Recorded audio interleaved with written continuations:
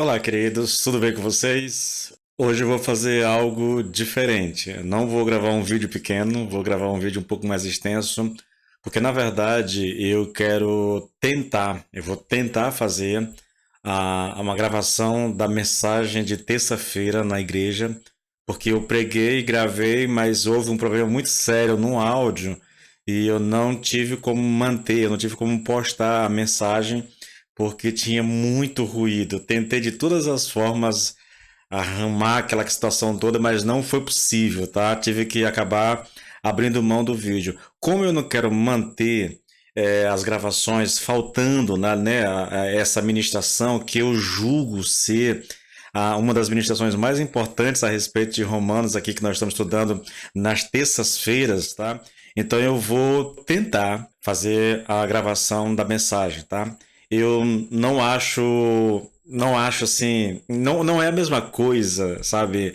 Uma coisa é estar na igreja, no púlpito pregando, e algo completamente diferente é estar aqui no meu quarto, né, de estudo, de gravação, fazendo isso. Eu não estou olhando para as pessoas à minha frente. É um vídeo de 10 minutos a gente ainda faz, né? Uma devocional praticamente, mas isso aqui é uma pregação. Mas mesmo assim, eu vou fazer porque eu quero manter o registro dessa mensagem e também dispor vocês, porque nós estamos aqui concluindo um trecho da nossa ministração, basicamente concluindo aqui os versículos 8 e 9, né?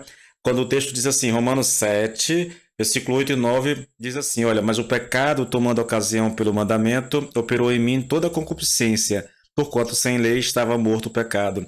E eu, na algum tempo, vivia sem lei, mas vindo o mandamento, reviveu o pecado e eu morri. Eu estou basicamente concluindo essa reflexão aqui.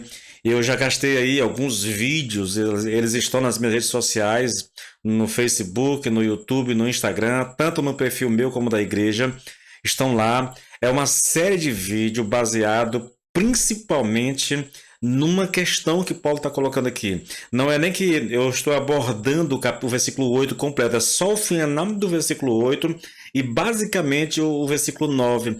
Nós estudamos isso. Paulo usa aqui algumas expressões e como eu vou finalizar essa argumentação, essa sessão aqui que nós estamos estudando, eu vou fazer uma recapitulação das expressões que Paulo usa, principalmente no versículo 9. Eu vou deixar ele aberto aqui na minha frente, esse texto, porque eu quero dar uma olhada nas expressões que Paulo usa aqui e nós fizemos de cada expressão dessa praticamente um vídeo de 1 hora de administração, tentando explicar da melhor forma possível o que Paulo vem dizendo, tá? Então eu vou fazer uma recapitulação até certo ponto, daí eu sigo com o texto e para finalizar, porque o que eu vou fazer hoje aqui são as aplicações, que é o que me interessa realmente. Eu expus o texto, peguei as expressões que Paulo usa aqui, expliquei ela, ilustrei ela pelas escrituras, trouxe algumas aplicações quando eu estava vendo as expressões e hoje eu faço uma espécie de recapitulação geral e fazendo aqui uma conclusão geral a respeito desse versículo aqui, tá bom? Então, olha só, eu vou ler ele aqui agora numa outra tradução que eu julgo melhor do que a que eu li no começo. Paulo diz assim: houve um tempo em que eu, sem a lei, eu vivia, mas quando veio o mandamento, o pecado reviveu e eu morri. Então eu vou fazer aqui algumas recapitulações aqui das principais expressões para colocá-la toda num vídeo e aí aplicar as conclusões a isso, tá bom? Vamos entender primeiro aqui o princípio geral que o Paulo está colocando, tá bom? Então ele diz aqui que houve um tempo na vida dele em que ele chama esse tempo de uma situação antes da vinda da lei para ele, né? Ele diz que nesse tempo o pecado estava morto e ele estava vivo. Então houve um tempo na vida de Paulo que ele diz que a situação dele era, ele designava essa situação como antes da vinda da lei para ele. E nesse tempo, ele diz, o pecado estava morto e eu vivia. Mas depois a lei veio, e o que aconteceu quando a lei veio? Né? Houve uma inversão total. Aí o pecado que estava morto reviveu e Paulo, que se achava vivo, morreu, tá? Então reviveu o pecado e eu morri. Isso tudo está no versículo, aqui no versículo 9. Houve um tempo em que sem a lei eu vivia, né? Mas quando veio a lei, quando veio o mandamento, o pecado reviveu e eu morri. Então, essa é a declaração que nós estamos estudando aqui, tá, queridos? É a situação antes de vir a lei e a situação depois da vinda da lei. No período entre essas duas situações está exatamente a vinda da lei para o apóstolo. É muito interessante a maneira como ele coloca isso aqui. É só você olhar para ele. Houve um tempo em que ele vivia sem a lei. E depois ele passou a viver com a lei. A lei veio a ele. Eu vou explicar isso ao longo da nossa ministração dessa noite, tá bom? Sem lei, aí eu já começo a olhar as expressões aqui que ele usa, né? Houve um tempo que sem a lei eu vivia.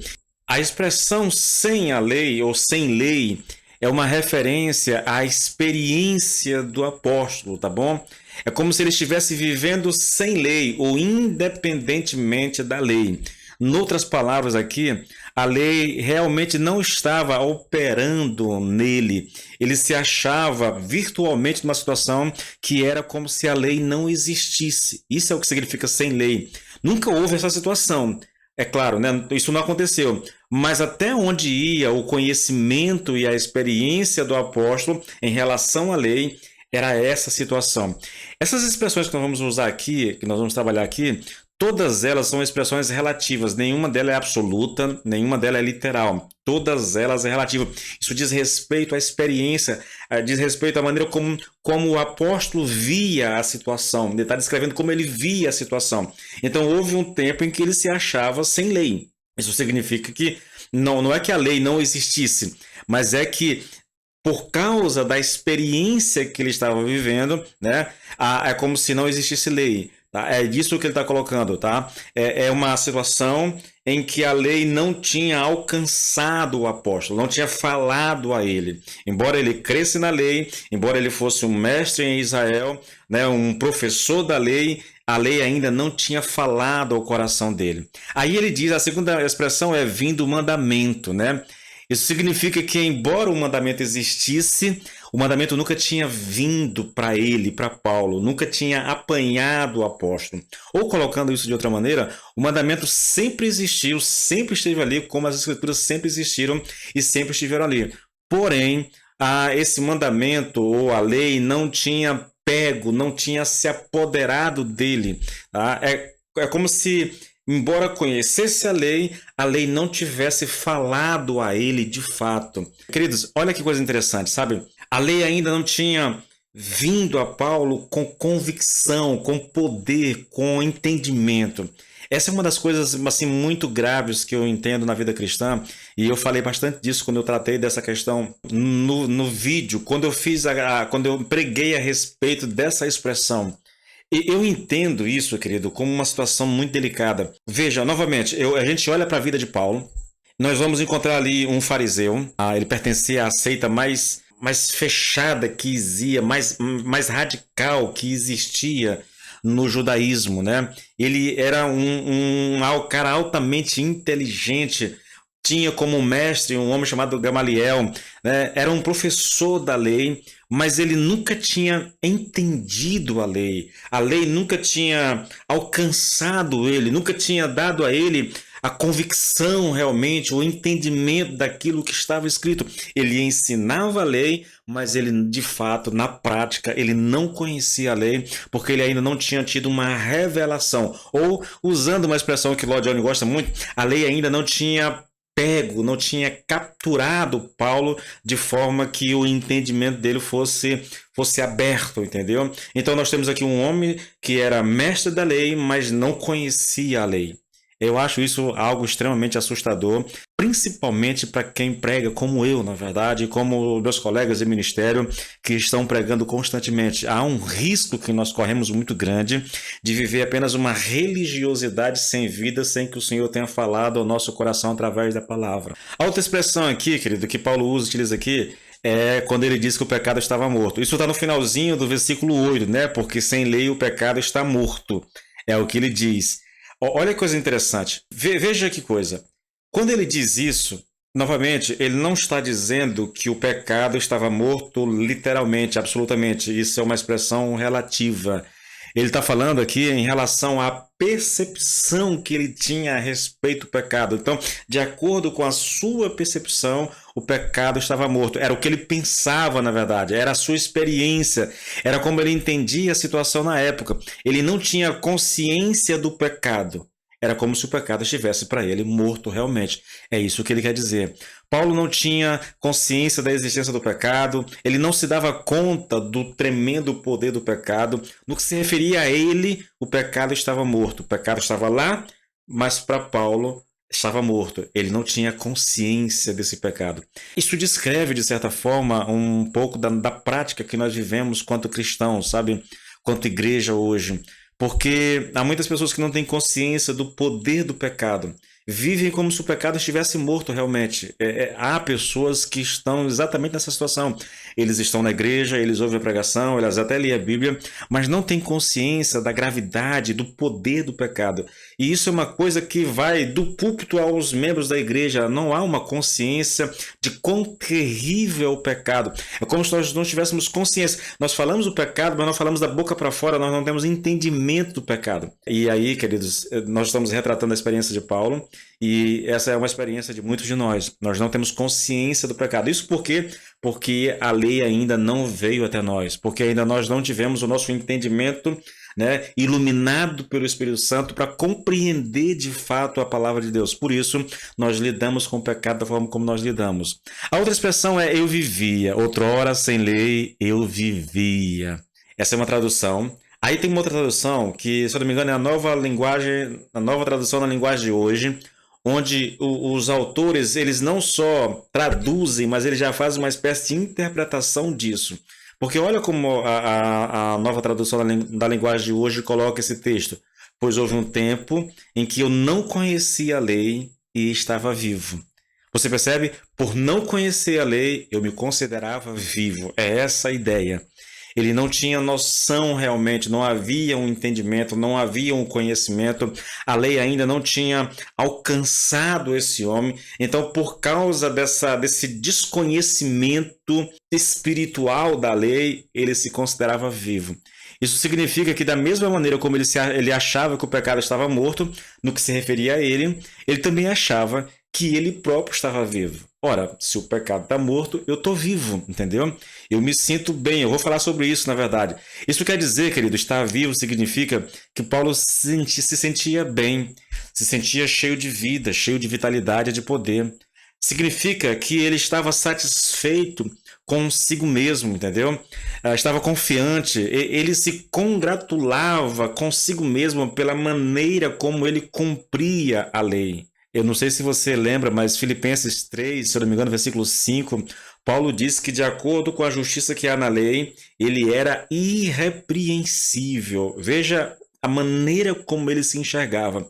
Ele está dizendo que ele obedecia à lei na sua totalidade, na sua integralidade, que ele era um homem absolutamente obediente à lei de Deus a ponto de não haver nenhuma falha nele. Por isso ele está dizendo, olha, de acordo com a justiça que há na lei, eu era irrepreensível. Era assim que ele se via. Ele se via como alguém vivo, satisfeito consigo mesmo, por causa da sua obediência à lei. Ele estava satisfeito com a sua obediência à lei.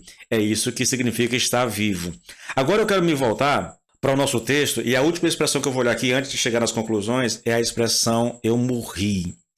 Nós estamos falando aqui do mesmo apóstolo, tá bom? Que antes se considerava tão vivo, mas agora se considera morto. E o que ele quer dizer ao afirmar que morreu? Estaria Paulo dizendo aqui que, em decorrência do entendimento, né, ou da iluminação que ele teve da lei, ele se tornou uma pessoa consciente da sua condenação? É verdade que isso aconteceu, mas não é exatamente disso que ele está tratando aqui agora. Lembra lá quando eu falei de Paulo viver, né, como alguém vivo? Ele diz, olha, eu estava vivo. E lembra do que eu falei? Que ele se sentia bem, que ele se sentia cheio de vida, que ele estava satisfeito consigo mesmo, que ele se congratulava pela maneira como ele obedecia à lei, que ele se via como alguém irrepreensível, ou um homem totalmente obediente às Escrituras. Pois é, queridos, é essa percepção que ele tinha quando a lei veio a ele, quando o mandamento o alcançou, então ele se viu como alguém morto. Eu morri significa exatamente o contrário de estar vivo. Significa que ele se deu conta da sua fraqueza, do seu desamparo e da sua desesperança. Que o homem que antes estava seguro de si mesmo sentiu como se estivesse morto. Não lhe ficou mais nada. A autoconfiança foi embora, a satisfação própria desapareceu, a segurança em si mesmo sumiu por completo. Quando o mandamento veio, quando ele teve a sua mente iluminada pelo Espírito Santo, ele compreendeu o espírito da lei, então ele percebeu que estava morto. Olha, queridos, como eu já preguei a respeito de praticamente todas essas expressões, eu estou evitando repetir aqui aquilo que eu já disse. Mas é muito interessante isso que nós estamos estudando aqui. Houve um tempo em que sem lei eu vivia, mas quando veio o mandamento, o pecado reviveu e eu morri. Eu contei num desses cultos, numa dessas pregações lá na igreja, a minha experiência. Eu passei por algo parecido, né? Parecido, não estou dizendo que foi semelhante, não quero nem comparar aqui, longe de mim querer comparar minha experiência, né, com a experiência de Paulo, o que ele viveu. Jamais faria algo, seria uma presunção, sabe, inimaginável querer comparar tal coisa. Mas eu vivi algo nesse sentido antes de conhecer Cristo. Daí eu entendo que Paulo está descrevendo aqui essa experiência toda aqui que ele teve depois de convertido. Até a conversão, até o encontro com Jesus no caminho de Damasco, Paulo se via como esse homem que estava vivo, o pecado estava morto para ele e ele estava muito vivo, muito satisfeito consigo mesmo, se via como irrepreensível. Se você pegar Gálatas capítulo 1, lá, não sei se é versículo 14 ou 15, Paulo vai dizer que entre os jovens da idade dele não havia ninguém igual a ele, tão zeloso, tão obediente à lei de Deus. Era assim que ele se via até Cristo alcançar. Quando Cristo alcançou, ele se deu conta de quem ele era, aí ele pôde perceber o pecado, ele pôde perceber a sua fraqueza, ele pôde perceber realmente a sua situação, a sua real situação diante de Deus. Então eu imagino que daí, quando ele tem essa revelação de si mesmo, do caráter de Deus, da santidade de Deus e de si mesmo, e ele olha para o passado e ele diz coisas como essas aqui.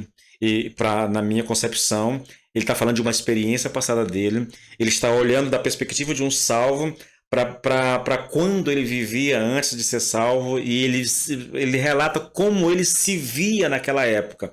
Então, olha só, houve um tempo em que sem lei eu vivia, mas quando veio o mandamento, o pecado reviveu e eu morri. Ele está descrevendo algo que aconteceu com ele.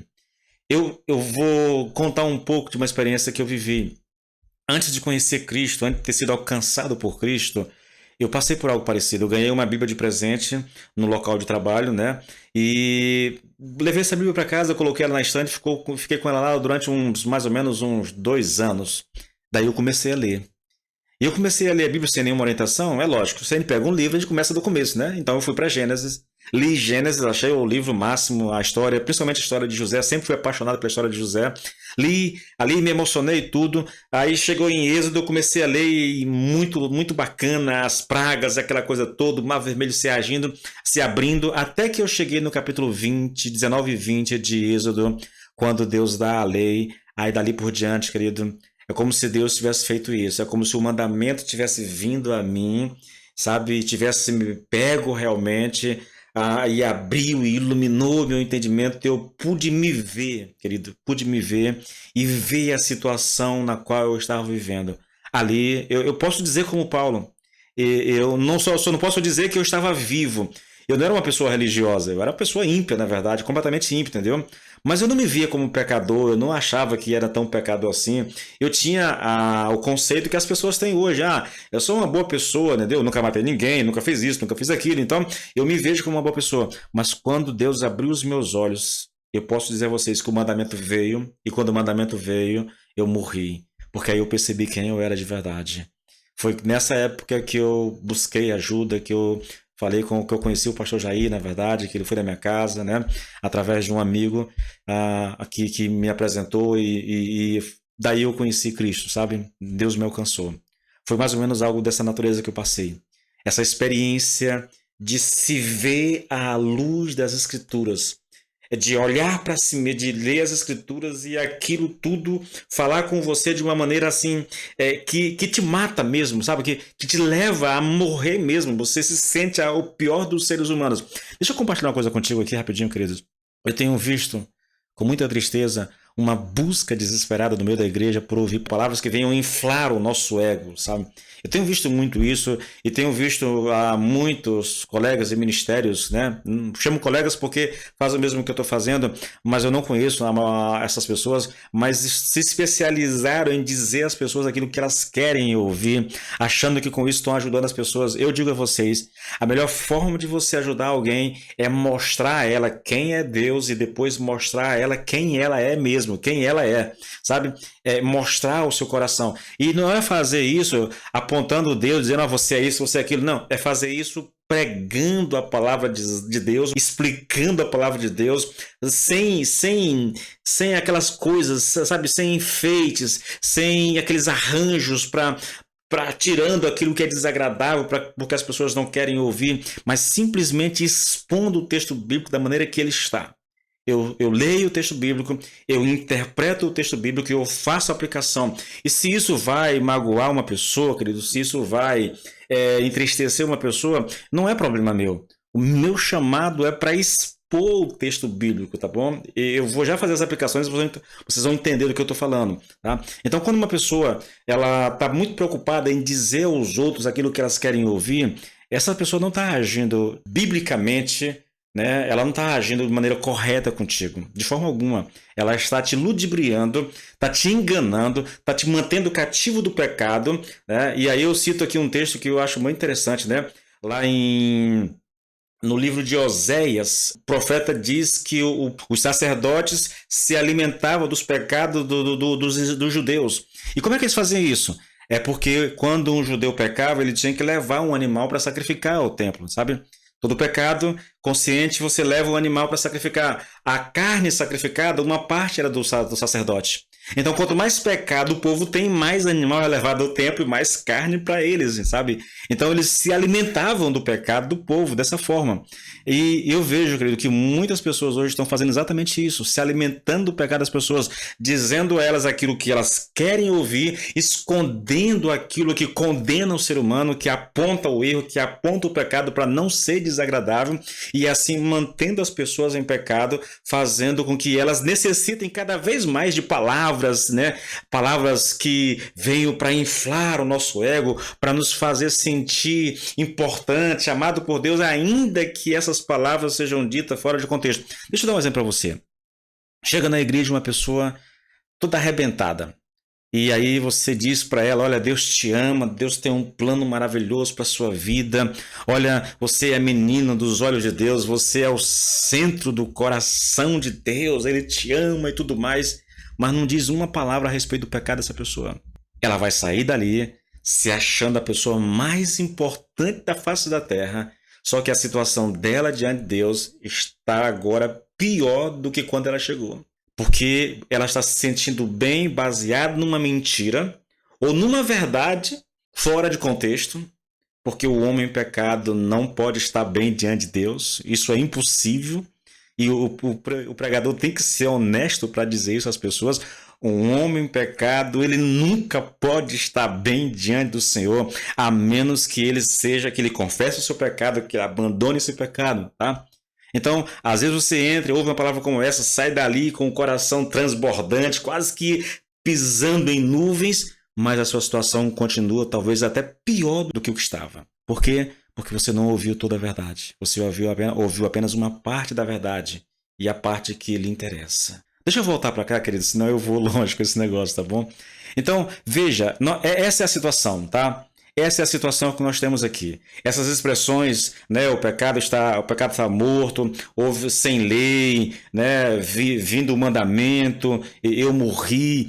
Todas essas expressões são fundamentais. Aí eu vou deixar essas expressões um pouquinho de lado aqui e eu vou partir para as conclusões, tá? Eu vou até pular algumas coisas aqui porque eu preciso chegar nas conclusões para que a gente possa a aplicar realmente tudo que nós ouvimos aqui. E se você tem interesse de ouvir detalhadamente, com aplicações mais práticas em cada situação, olhando todo o contexto da Bíblia a respeito daquilo que nós estamos colocando, eu convido você a olhar os vídeos anteriores, está tudo aí, tá? Versículo 8, 9, 8 e 9. Procura lá, versículo 8, Romanos 8 e 9, Romanos 7, 8 e 9, você vai encontrar uma série de ministrações, 4 ou 5 ministrações, e eu entro em detalhe nessas expressões que eu citei aqui de maneira muito resumida, tá bom? Agora eu chego aqui às conclusões. Olha o versículo mais uma vez. Mas o pecado, aproveitando a ocasião dada pelo mandamento, despertou em mim todo tipo de cobiça, porque sem lei o pecado está morto.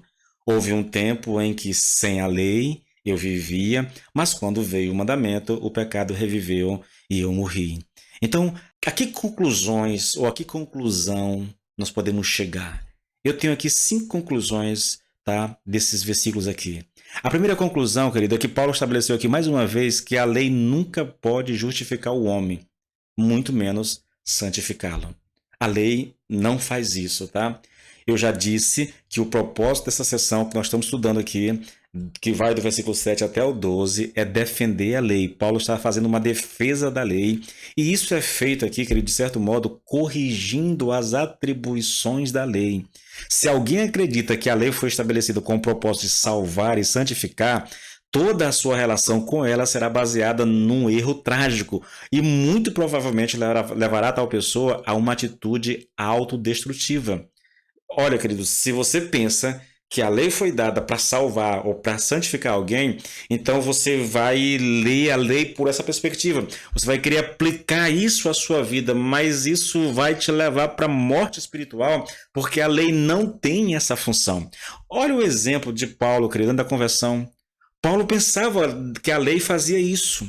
Então ele começa a obedecer a lei, ele tem um entendimento errado, ele tem um posicionamento equivocado, ele não conhecia a lei de verdade, eles tinham um entendimento, ou se você quiser, citando aqui em Romanos 10, no versículo 3 ele diz assim, olha, desconhecendo, ele está falando dos judeus, desconhecendo a justiça de Deus e procurando estabelecer a sua própria justiça, não se sujeitaram à justiça que vem de Deus.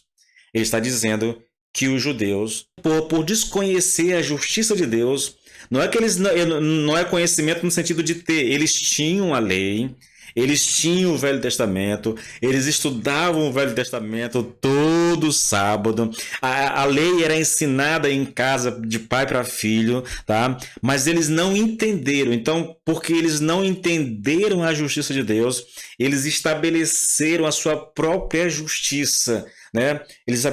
É muito simples, irmãos. Eles têm a lei, eles têm os mandamentos, eles têm todos os livros, mas eles não entenderam aquilo. Porque não entenderam, eles estabeleceram a sua própria justiça, né? A justiça de Deus aqui é o método de salvação de Deus. Esse método de salvação está no Velho Testamento. Então eles têm o Velho Testamento, mas eles não entenderam esse método de salvação. O que eles fizeram? Por não entender o método de Deus, eles estabeleceram o próprio método de salvação e começaram a ensinar uns aos outros. E porque eles estabeleceram o próprio caminho de salvação e eles estão vivendo de acordo com aquilo que eles estabeleceram, eles acham que está tudo bem diante de Deus. É só você olhar para Paulo, querido. Era assim que ele se via. De acordo com a justiça que há na lei, eu era irrepreensível. Ou você pode olhar o fariseu lá no templo, orando, sabe?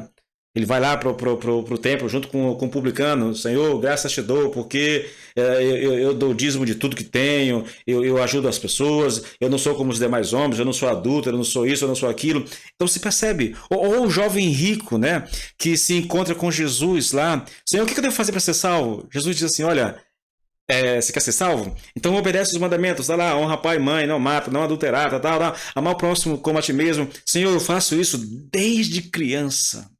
Olha só, queridos, veja, é esse o entendimento que eles têm.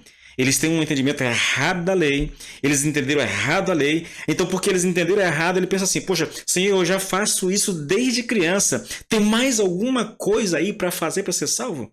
Jesus sabia que aquele rapaz tinha um entendimento equivocado. Jesus conhecia o coração daquele rapaz. Sabe o que ele faz para desmascarar o coração daquele rapaz? Ele diz, olha, tudo bem, você quer realmente levar isso adiante? Então vamos lá, faz o seguinte, pega tudo que você tem, vende, dá aos pobres e depois me segue. Quando Jesus disse isso, aquele moço caiu em si. Ali, o que realmente estava no coração dele brotou.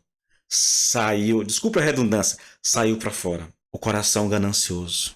Ó, queridos, esses exemplos estão. O próprio judeus viveu dessa forma. Então, Paulo mostra que não somente não podemos ser santificados pela lei, mas também há somente uma esperança de podermos ser santificados. E a solução é que nós devemos nos livrar completamente da lei. A ideia é: se você quer santificação, então livre-se da lei, da mesma maneira que a única forma da esposa ficar livre dos laços que a ligavam ao marido é através da morte dele, desse marido. Escute isso. Enquanto estivermos debaixo da lei, ela simplesmente produzirá mais pecado em nós e nos fará ver a nossa condição de mortos, a nossa completa frustração. Por quê, queridos? Porque a lei não foi dada para nos santificar. A lei não foi dada para nos salvar. A lei foi dada para mostrar, para revelar o nosso coração. A intenção, o propósito da lei é exatamente isso. Então, se você quer santificação, você precisa ser liberto da lei. Foi isso que Paulo disse lá em Romanos 7, 5 e 6, querido. Esse é o ensino, tá? Esse é o ensino. Não tem como fugir disso. Olha o que Paulo diz aqui, olha. Porque quando vivíamos segundo a carne, as paixões pecaminosas despertadas pela lei operavam em nossos membros a fim de frutificarem para a carne. Agora, porém, estamos livres da lei, pois morremos para aquilo a que estávamos sujeitos, para que servimos de maneira nova segundo o Espírito e não da maneira antiga segundo a letra. Se você quer ser santo, você tem que morrer para a lei. Você tem que escapar da lei, porque se você estiver debaixo da lei, ela vai colocar um jugo sobre a tua vida que você não dará conta de carregar.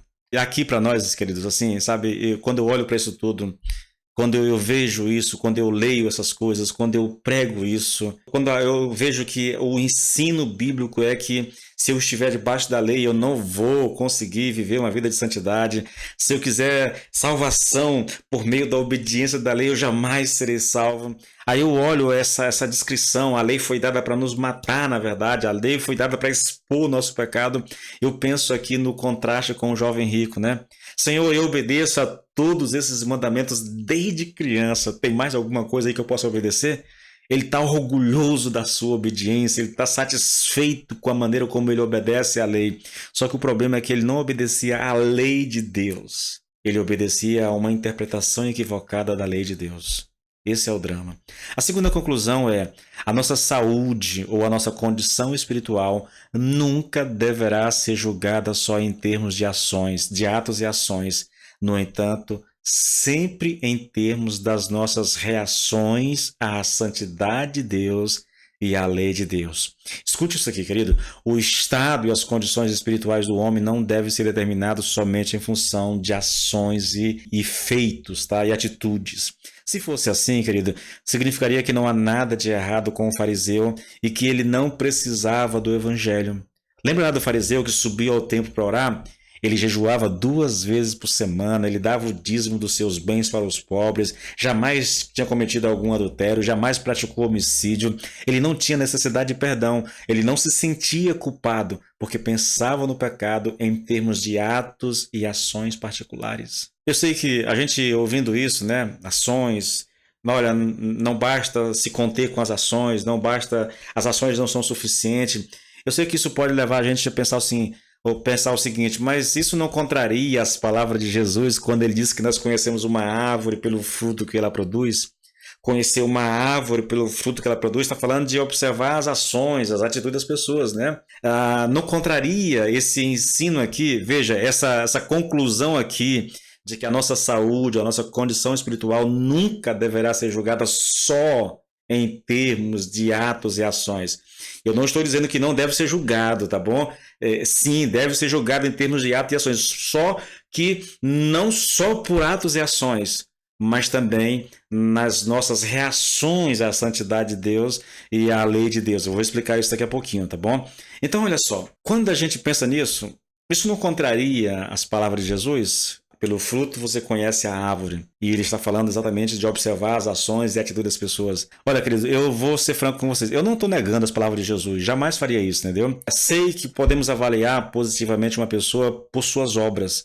Mas há casos que nós precisaremos dar um passo além. Eu cito novamente aqui, como exemplo do que eu estou falando, de que só observar ações e atos não é suficiente. Eu cito mais uma vez os exemplos de Paulo antes da conversão dele. Ele se vê como alguém irrepreensível, ele se via realmente.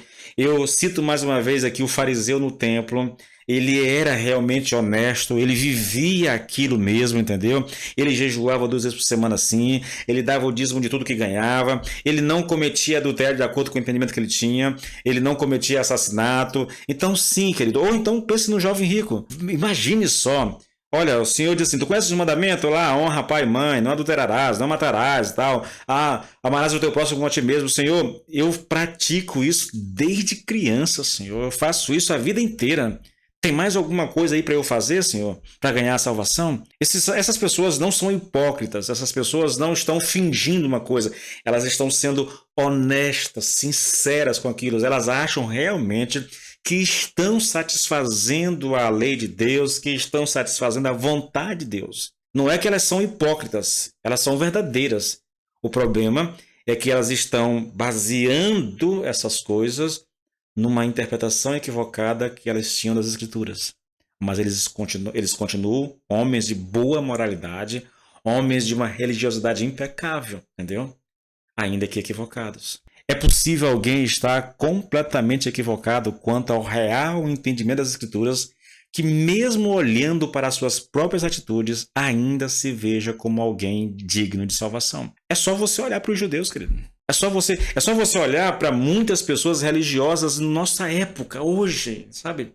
Elas estão satisfeitas com a sua religiosidade, elas vão à igreja, dão dízimo, elas são ofertantes, elas estão envolvidas com o ministério da igreja, entendeu? Participam de tudo, ceiam, já foram batizadas, elas estão contentes consigo mesmas, se veem como pessoas espirituais, sim, e estão vivendo uma vida, a salvação para elas é quase que, tipo assim, é como se Deus fosse obrigado, elas vivem uma vida tão impecável religiosamente, fazendo tudo aquilo que elas acham correto, que Deus vai ter que salvá-las, entendeu? Elas confiam exatamente naquilo que elas estão fazendo. O exemplo que eu estou dando aqui dos judeus aqui, a gente pode trazer para a nossa realidade, nós vamos encontrar pessoas semelhantes a eles em pleno século XXI. O problema, querido, é que essas pessoas se avaliam em termos de ação, sabe? Nunca em termos de pensamento e imaginação. Uau, isso aqui é que é o negócio, sabe? E o que fazer então? Como ir além da moralidade? Como conhecer de fato o seu próprio pecado? Quando as atitudes não são suficientes para julgarmos a nossa situação diante de Deus? E a melhor maneira de julgar e avaliar o pecado em nós, querido, consiste em observar a nossa reação ao ensino bíblico sobre Deus em sua santidade e sobre Deus como juiz eterno. Eu vou sintetizar isso aqui te dizendo o seguinte: a mensagem da cruz é que todos nós estamos perdidos e que nada senão a morte de Jesus na cruz pode nos salvar. E a questão é, como é que nós entendemos isso? Como é que nós recebemos isso? O Senhor Jesus Cristo, ele aborreceu os fariseus dizendo a eles que tinha vindo ao mundo porque eles precisavam ser salvos, como todos os outros, que só poderiam ser salvos por meio da sua morte a favor deles. Agora imagine eles ouvindo esse tipo de mensagem e aí pensa assim, puxa, nós os grandes mestres, entendeu?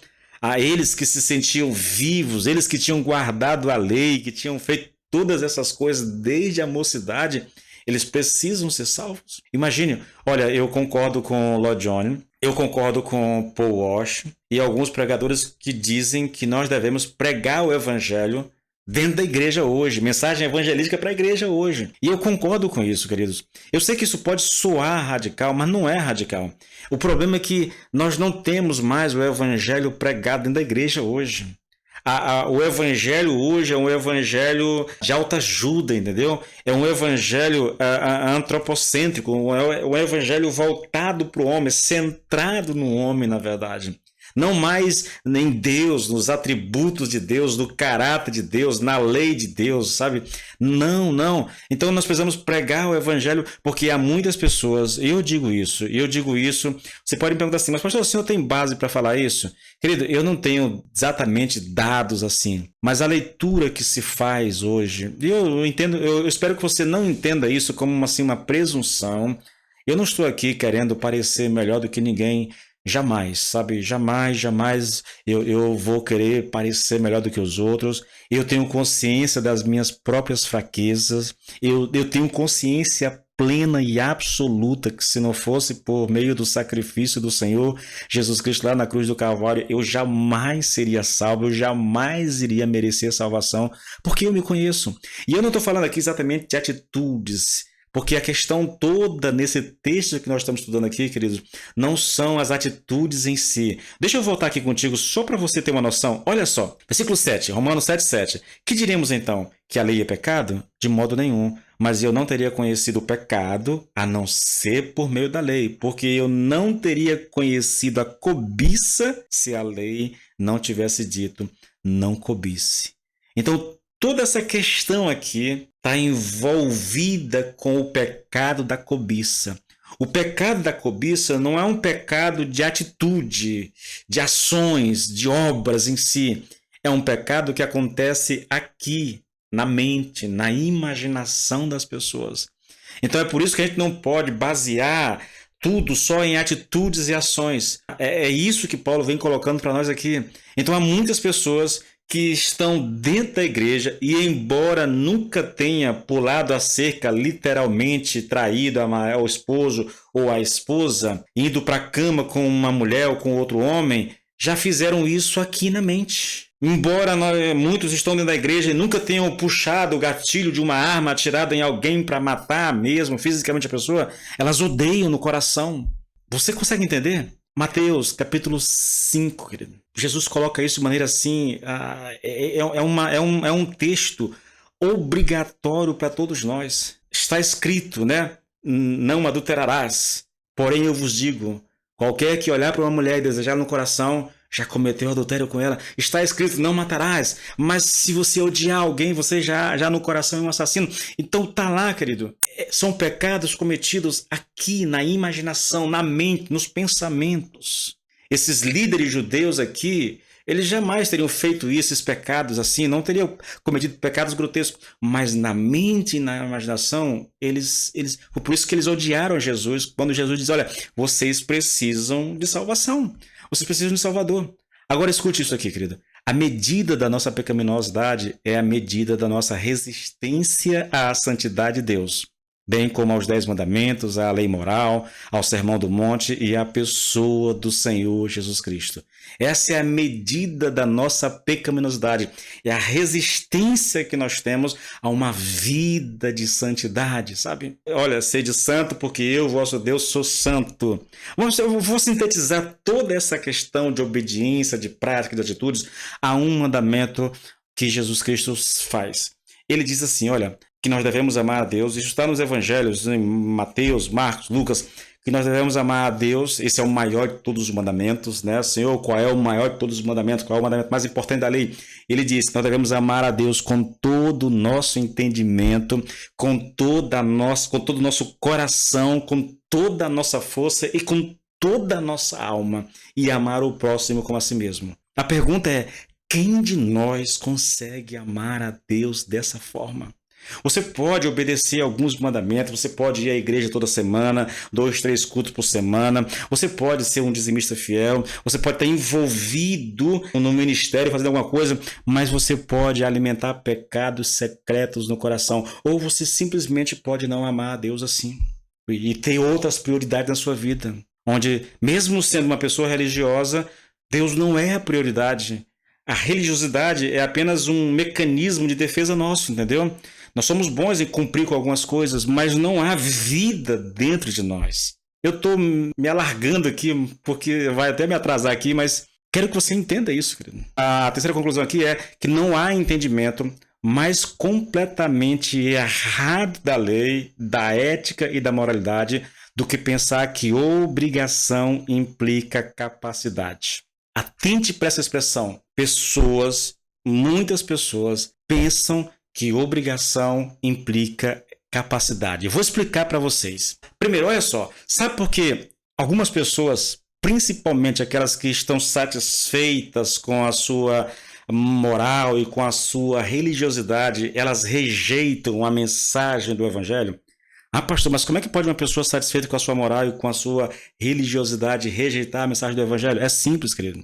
Porque a mensagem do Evangelho diz que nós somos pecadores miseráveis, que precisamos de um Salvador, e a menos que Cristo tenha morrido na cruz no meu lugar, eu jamais serei salvo. Então essa mensagem do Evangelho, ela anula todo e qualquer tipo de obras, de atitude, de manifestação religiosa, entendeu?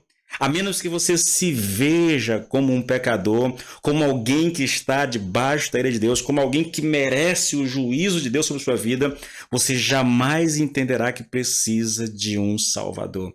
Eu diria a vocês, querido, com tristeza no coração, que essa é uma realidade muito comum na igreja hoje. Eu estou generalizando, igreja, tá bom? Igreja. As pessoas não têm conhecimento disso hoje. As pessoas não têm noção de quão grave é o pecado. Elas não compreendem que algumas obras não podem ajudá-las na sua salvação, na sua vida de santificação. Elas não entendem, queridos, que precisam desesperadamente de alguém que resolva a situação delas, de alguém que morra no seu lugar, de alguém que pague o preço do seu pecado, de alguém que morra por você. Sem isso, nós estamos completamente perdidos. Sabe por que essas pessoas acreditam que obrigação implicam incapacidade? Essas pessoas acreditam, querido, que Deus jamais nos mandaria fazer alguma coisa que nós não somos capazes de fazer. Escute isso. É um pensamento até lógico, tá bom? Eu não tiro aqui a lógica do pensamento. Só que é um pensamento puramente humano. Eles pensam, o fato de que Deus nos deu os 10 mandamentos e a lei moral implica que nós somos capazes de obedecê-los, de executá-los. Ou vou colocar isso de forma mais clara ainda para você, tá bom? Se Deus ordena que obedeçamos a esses mandamentos, é porque somos capazes de obedecê-los. Vocês entendem a questão? Pastor, se Deus está me dizendo que é para obedecer, ele seria injusto. Eu já disse isso, queridos. E aqui uma confissão, tá? Eu já disse isso. Se Deus me manda fazer alguma coisa que ele sabe que eu sou incapaz de fazer, então ele é injusto. É porque eu tinha um entendimento errado. É porque eu tinha uma compreensão equivocada. Essas pessoas realmente pensam dessa forma. Se Deus me mandou obedecer, então é porque nós somos capazes de obedecer. E eles acreditam realmente que podem obedecê-los. E mais ainda, eles acreditam que estão obedecendo. A resposta bíblica a esse tipo de pensamento, querido, é o que está sendo ensinado pelo apóstolo aqui. Esses versículos que eu estou estudando com vocês aqui, eles respondem de maneira clara, direta, essa questão. Obrigação implica em responsabilidade? Né? É isso que eu estou colocando diante de vocês. Obrigação implica em capacidade? Olha o que diz aqui o nosso texto. Vou pegar agora do 7 até o 9. Olha só. Que diremos, pois? É a lei pecado? De modo nenhum. Mas eu não conheci o pecado senão pela lei. Porque eu não conheceria a concupiscência se a lei não dissesse, não cobiçarás. Mas o pecado tomando ocasião pelo mandamento, operou em mim toda a concupiscência. Porquanto, sem a lei, estava morto o pecado. E eu, na algum tempo, vivia sem lei, mas vindo o mandamento, reviveu o pecado e eu morri. Observe aqui, querido, o mandamento diz, não cobiçarás. Tudo que nós estamos estudando aqui tem a ver com esse mandamento, tá bom? É lógico, diz respeito aos outros, mas Paulo traz exatamente, parece que esse foi o mandamento que Deus usou para iluminar o entendimento do apóstolo, entendeu? Para fazer ele compreender o tamanho do equívoco que ele tinha cometido em relação ao entendimento da lei que ele defendia, que ele praticava. Olha só, o mandamento diz, não cobiçarás, mas o que foi que aconteceu? Olha o texto, querido, não cobiçarás, diz o texto. Mas olha só, o texto diz que o pecado usou esse mandamento e através dele operou no apóstolo todo tipo de concupiscência. Você percebe o que está acontecendo? O mandamento que diz a Paulo, não cobiçarás, ao invés de ajudá-lo, de fortalecê-lo para que ele não cobice, o pecado vem, pega esse mandamento e usa esse mandamento para produzir mais pecado ainda em Paulo. Irmãos, não estou exagerando. Olha o finalzinho do versículo 8, tá? Porque eu não conheceria a concupiscência se a lei não dissesse não cobiçarás, mas o pecado, tomando ocasião pelo mandamento, operou em mim todo tipo de concupiscência, toda concupiscência. Então, ao invés de o mandamento me ajudar a vencer o desejo, a cobiça, o pecado veio, toma o mandamento e produz mais pecado em mim. Não é loucura um negócio desse? Mas é exatamente isso que está sendo dito aqui. Então, queridos, obrigação não implica capacidade. A conclusão aqui, querido, é que longe da ideia de que obrigação implica capacidade, a verdade é exatamente o oposto. Isso significa que a função da lei não é habilitar o homem a justificar-se, e sim mostrar que ele não consegue fazer isso.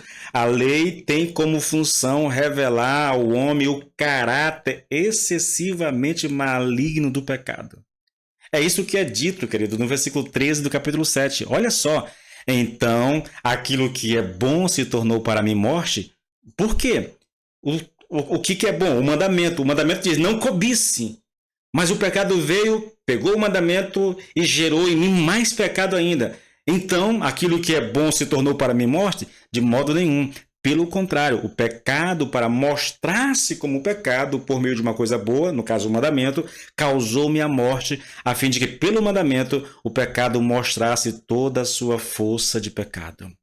Percebe aqui, querido, como essas pessoas religiosas de boa moral estão equivocadas quanto ao seu pensamento? Se Deus me deu um mandamento, é porque podemos obedecê-lo. Isso está completamente fora do prumo. Eles não perceberam que a função da lei foi exatamente o contrário disso. A lei foi dada para matá-los, para mostrar a essas pessoas que eles não conseguem cumpri-la, para arrancar dessas pessoas o orgulho e a sua autoconfiança, para tirar aqui, entre aspas, a vida deles, para fazer que eles percebam que são fracos, que eles são desamparados e sem Cristo eles estão completamente perdidos. Então, qualquer pessoa que queira viver, qualquer pessoa religiosa que acha que está obedecendo a lei, mas ele vive uma obediência tão perfeita que Deus vai ter que salvá-lo, né? Afinal de contas, ele é um homem irrepreensível. Afinal de contas, ele é um cumpridor da lei. Senhor, eu faço isso desde a minha mocidade. Senhor, tem mais alguma coisa aí para obedecer? Manda que eu estou pronto para obedecer. Quem pensa assim, querido, não tem conhecimento da lei. Quem pensa assim ainda não foi apanhado pela lei, ainda não teve a sua mente iluminada pelo Espírito Santo para entender o caráter da lei, a sua própria situação e o poder do pecado que age nisso tudo, tá? A quarta conclusão é que não há estado mais perigoso que aquele em que achamos que não somos pecadores e que não há pecado em nós. É o que diz João lá em João 1:8. Se dissermos que não temos pecado nenhum, a nós mesmos nos enganamos e a verdade não está em nós. Olha, pode parecer loucura, mas há pessoas que dizem algo mais ou menos assim, olha, eu seria insincero se lhe dissesse que me sinto como alguém, como um pecador. Essas pessoas acreditam realmente no que estão dizendo e elas estão sendo sinceras com isso, genuínas com isso. Mas por que, querido, uma pessoa pensa isso? Por que eles falam dessa maneira? Porque o mandamento ainda não veio a elas. Elas estão como o apóstolo estava antes do mandamento vir a ele. Ele estava vivo, ele não tinha consciência da verdade a seu respeito. Olha, aqui, escute uma coisa. Escute o que eu vou te dizer, isso é muito importante. Não há estado mais desesperador em que se possa estar que o daquele que não se dá conta de que é um pecador e um pecador sem esperança. Eu gostaria muito de tratar disso contigo, tá? É algo assim muito comum hoje. Eu acredito, queridos, que nós pregadores temos um pouco de culpa nisso. Eu vou citar mais uma vez Paul Washer. Paul Washer diz, falando dos Estados Unidos, ele diz o seguinte, olha, nada no evangelicalismo americano tem condenado mais pessoas ao inferno do que a oração do pecador. Eu imagino que você conheça essa expressão, tá bom? É aquela oração quando uma pessoa aceita Cristo e ele faz uma oração, muitas vezes repetindo as palavras que o pastor fala, entendeu? E ali ele entrega a sua vida para Jesus. Quando ele faz isso, o pregador diz assim: agora seu nome está escrito no livro da vida e agora você é um salvo. Ponto. Você sentenciou a pessoa. Agora ela é salva. Embora levantar a mão e dizer eu aceito a Jesus Cristo como meu Senhor e Salvador não é garantia nenhuma de que uma pessoa possa ser salva fazendo isso. Sabiam disso? Não há base bíblica para alguém vir à frente, levantar a mão e dizer eu aceito a Jesus Cristo como meu Senhor, como meu Salvador, e depois eu dizer assim, agora você está salvo. Não temos base bíblica para isso, querido. Na verdade, não temos base bíblica para apelo nenhum. Não há isso na Bíblia. Isso é coisa, a invenção do homem. Cuidado, cuidado. E a última conclusão aqui é que o primeiro sinal da vida espiritual é a pessoa se dar conta de que está morta, ou sentir que está morta. É o que Paulo diz. Mas quando veio o mandamento, o pecado reviveu e eu morri. É quando a pessoa se sente completamente frustrada a respeito de si mesmo, no sentido espiritual, que você está espiritualmente viva. Olha, querido, os fariseus modernos são aqueles que nas igrejas, e muitas vezes fora das igrejas também, se ofendem e se sentem mal com a pregação, que não gostam de se acharem pecadores, que lutam contra a vontade de Deus e combatem a cruz e o sangue de Cristo. Eles se sentem ofendidos pela mensagem do Evangelho porque acham que estão vivos e que o pecado está morto. Eles não querem dar ouvidos a uma mensagem que diz: você está debaixo da ira de Deus. Você é um pecador. Imagine uma pessoa ouvir isso aqui. Vou pegar aqui Romanos 3. Olha só, querido. E eu vou citar a Bíblia, né? Não há, Romanos 3:10, não há justo nenhum sequer. Não há quem entenda, não há quem busque a Deus. Todos se desviaram e juntamente se tornaram inúteis. Não há quem faça o bem, não há nenhum sequer. Ninguém é digno de salvação, é que Paulo está falando.